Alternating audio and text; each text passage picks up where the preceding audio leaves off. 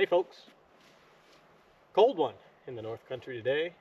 We woke up to about 10 below zero Fahrenheit this morning, which is not the coldest that we'll see, but it's the coldest ambient air temps we've had so far this year. But it's not so bad out now. It's warmed up to about 10 above again today, and the sun's out. It's good working weather. It's important to get out and do something every day this time of year, even if it's just a little thing. The cold air is good for you, and getting something done makes you feel good about your day. So today we're going to tighten the tire chains on Pup 1. If you watched my last video, Pup 1 is our resident tough truck contender around here. This truck is our primary method of snow removal in the wintertime, and it's put in a lot of work for us and is going to put in a lot of work again this winter. Once we get this truck set up for winter, it stays that way throughout the season. If I have to go out to town for anything, I take my personal truck. So we can leave this thing set right up with the plow on, chains on, counterweight in the back. And for me anyways, I like to have these chains as tight as I can get them. Because if you've ever used tire chains before, you'll know that they do shake themselves loose. And when they become loose enough to come off the tire, it won't be when you're just tooling around the yard doing chores. It'll be when you're fighting a nor'easter in the blinding snow. And worst case scenario, they come off on the inside and wrap themselves around the axle and rip a brake line off, which is super fun in those conditions. So to avoid that, I like to get these chains as tight as possible. They're pretty tight right now, but I think we can get another link out of them. And I've got a pretty good method to do that. Just a real short background. Before I had this occupation, I was a truck driver and equipment operator on a heavy crane assembly and disassembly crew. Our two largest cranes were a 500-ton and 900-ton Liebherrs. And we would primarily use them to work on wind turbines, which around here, most of the wind turbines are at the tops of mountains, and we would work on them year-round. So in the wintertime, when you're hauling components, sometimes over 100,000 pounds behind the truck, going up and down mountains in the wintertime, you want to make sure your tire chains are right, because it's a serious deal. And doing that, I refined a pretty good method for getting these chains as tight as I can get them. And I'm going to show you that method today on a much smaller scale, obviously, but the same principles still apply. So I think it works pretty good. If you're interested, follow along.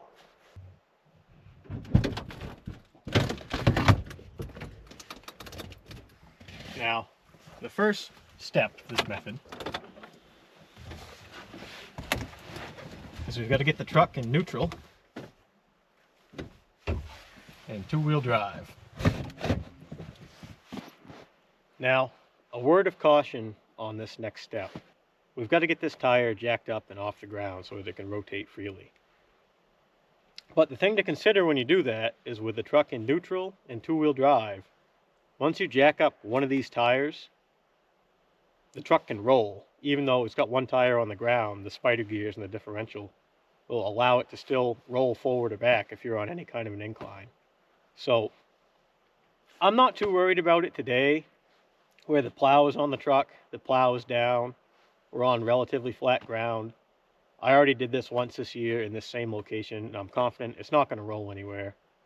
But if you're doing this on a vehicle that doesn't have a plow down on the ground, or is on any kind of incline, or really just in general, honestly, it's a good idea to block the front tires with a piece of wood or a tire chalk if you have them, to keep the truck from rolling forwards or backwards while you've got the tire jacked up off the ground, which can be a dangerous situation. So like I said, I'm not worried about it today because the plow is down and we're on flat ground, but it's a good idea to keep in mind. Let's get this tire jacked up.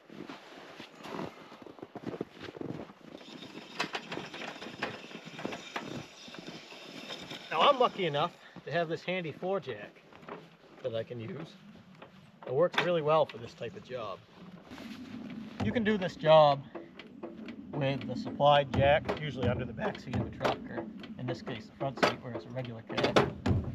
But these floor jacks are just a little quicker, more stable, just a safer, easier option.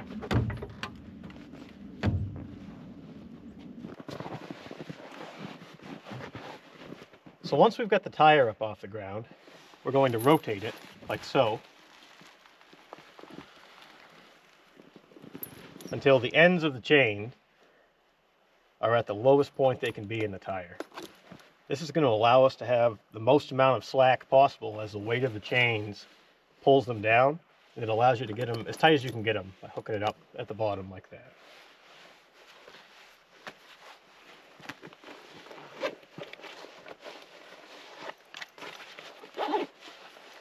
Our next step is we're going to deflate the tire.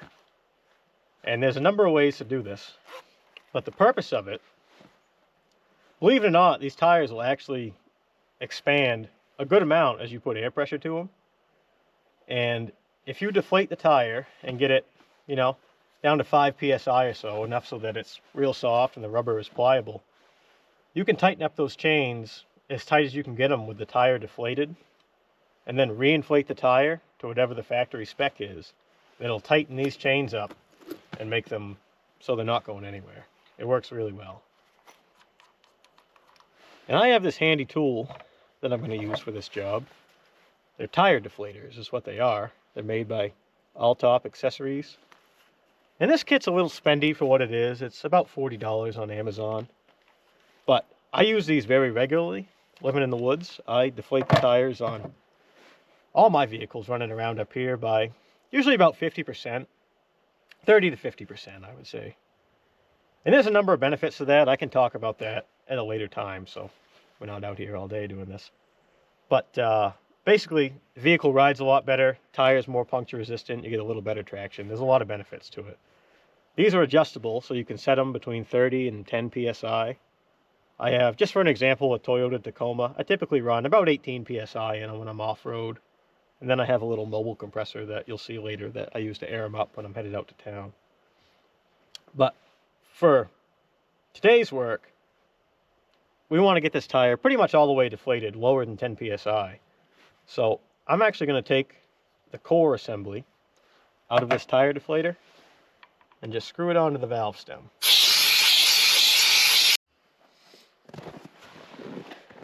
That should be good.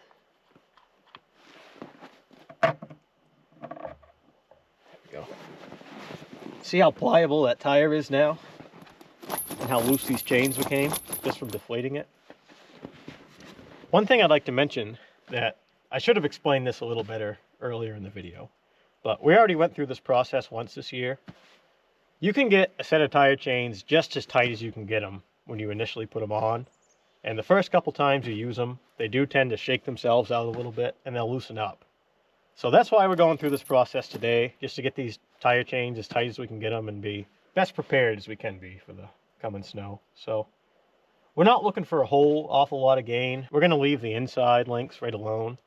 And we're only going to grab probably one more link on the outside. We'll see if we can get two, but probably just one more will be enough by the time we reinflate the tire. These chains will be nice and tight. So let's see, we've got 1, 2, 3 free links now. Yeah, look how loose those are.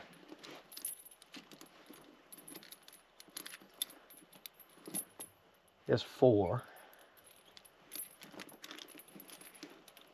Yeah. That'll be enough by the time we reinflate the tire. Watch this.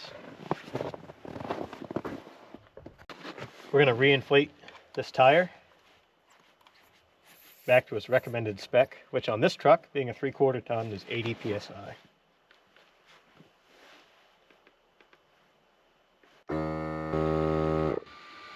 Alright, there's 80. Yeah, you see the difference that made? That's a lot better. Alright, so we're running out of daylight a bit here, so I'm just going to power through the next side. Oh, I forgot to mention, we want to secure this loose end so it's not flopping around. I've done this with tie wire before, and that works pretty well. It's maybe a little more secure. The problem with tie wire is it's hard to get it without a sharp end on it. And sometimes this chain will get rotated around from deep snow, and the sharp ends on that tie wire can, you know, wear on the sidewall of the tire. So we're just going to use zip ties. I've been using these for a couple years now, and believe it or not, they actually hold pretty well.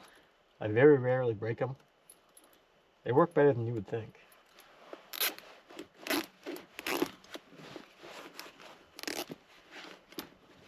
Got the ends off, and we're done with this side.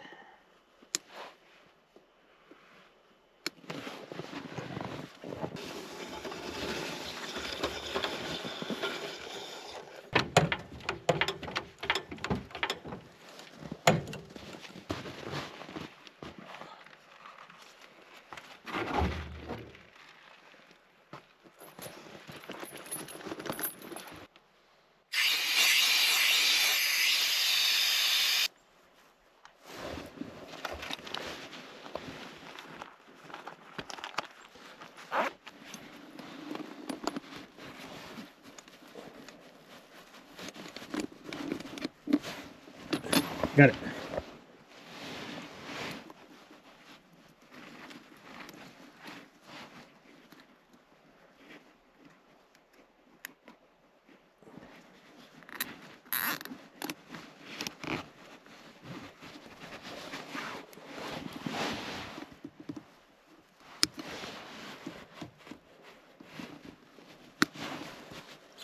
Hands are getting cold. That'll happen.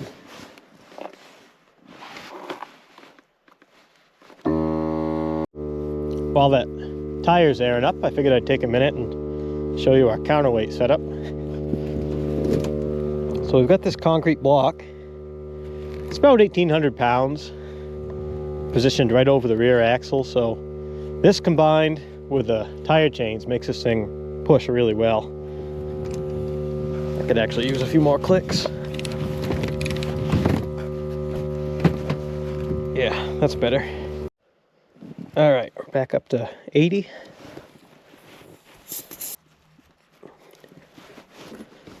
Nice.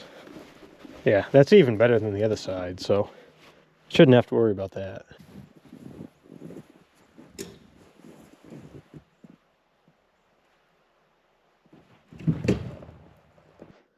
So the last thing that I want to do today, because we are running out of daylight fast, but I'm going to check the thickness of this lake ice. We've been froze up for about a week now and haven't seen any temps much above 20 all week. So I suspect we're making ice pretty fast, and it's just for my own curiosity more than anything else. We're going to find out. Got my auger here, and we're not going to get too crazy with it. We're just going to go off the end of the dock. This bay here froze up first anyway, so that's going to be our best chance of finding some thick ice just to get a good baseline of where we're at. And yeah, we're just going to go off the end of the dock.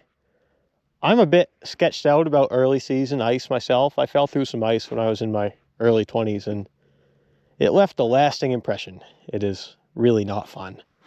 So let's do that.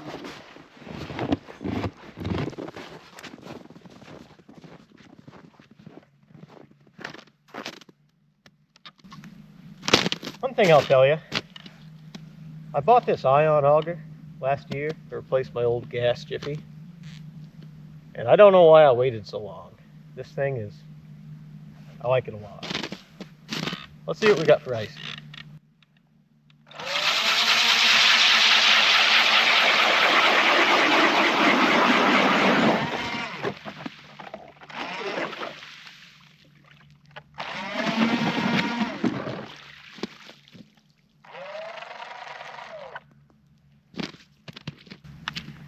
Quite a bit more than I suspected, honestly.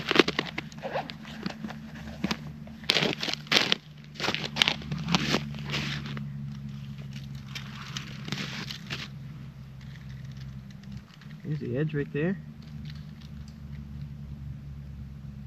8 inches of ice. I would not have guessed that. I was thinking like 2 or 3.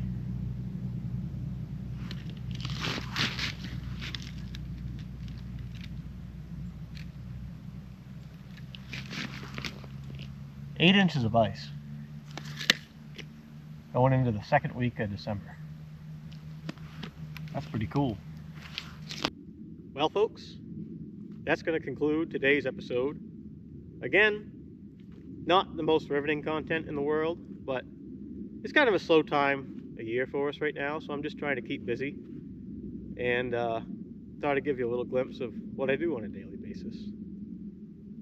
Seeing this much ice is really encouraging to me. We're going to be able to have some safe, travelable ice before too much longer.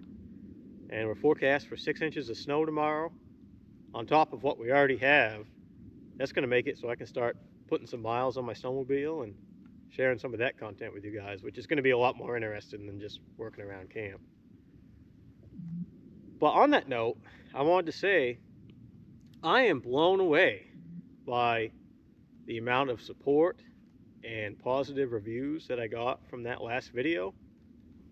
Exceeded all of my expectations. I really just started doing this as something fun to occupy myself this time of year, and thought that, you know, maybe some family and friends might see what I'm doing up here and have some interest in it. But the number of people that have, you know, reached out to me and said that they loved that last video, really interesting, can't wait for more content, beyond all my expectations. So everyone who took the time to like that video, subscribe to my channel, even watch that video, truly, thank you very much. It really means a lot to me. It gives me encouragement to keep doing this type of thing, you know, and I would like to do it. So as long as people like it, I'm going to keep doing it. So thank you again very much. It really means a lot to me. If you haven't subscribed yet and you find what I do somewhat interesting, and like I said, there's going to be better content on the way for sure. Once I get my snowmobile out, it's going to be better. But please take the time to subscribe to the channel if you want to see more of this type of thing. That means a lot to me as well.